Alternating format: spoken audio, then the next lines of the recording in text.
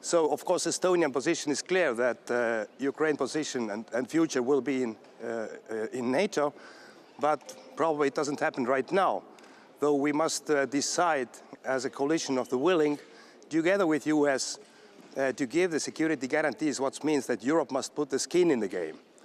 It means the boots in the ground, if there is need for that.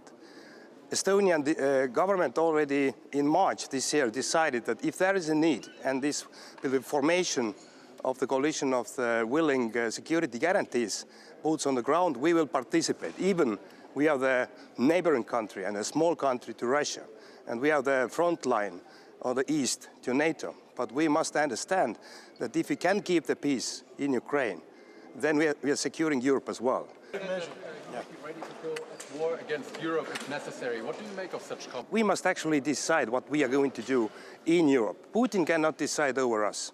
And as well, US cannot make decisions instead of us.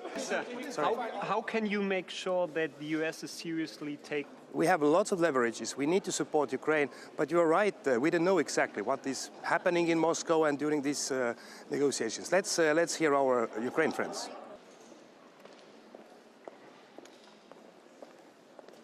We all were following the news from both Moscow, but also from Kyiv and other places. So nobody should be trying to get results through the so-called peace talks that they can get on the warfield, on the battlefield. And that is what Russia is trying. Russia is trying to undermine the US standing in the world.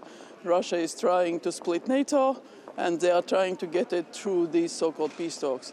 Ukraine deserves a peace that is just, peace that is long-lasting.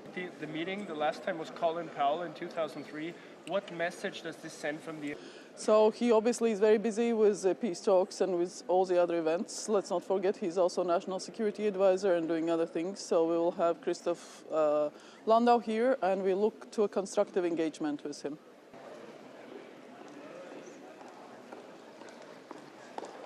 Norway today will announce an additional $500 million for Pearl programs, distributed in two packages, one together with Germany and Poland and one together with Germany and the Netherlands, because this is really a moment to ramp up support for Ukraine.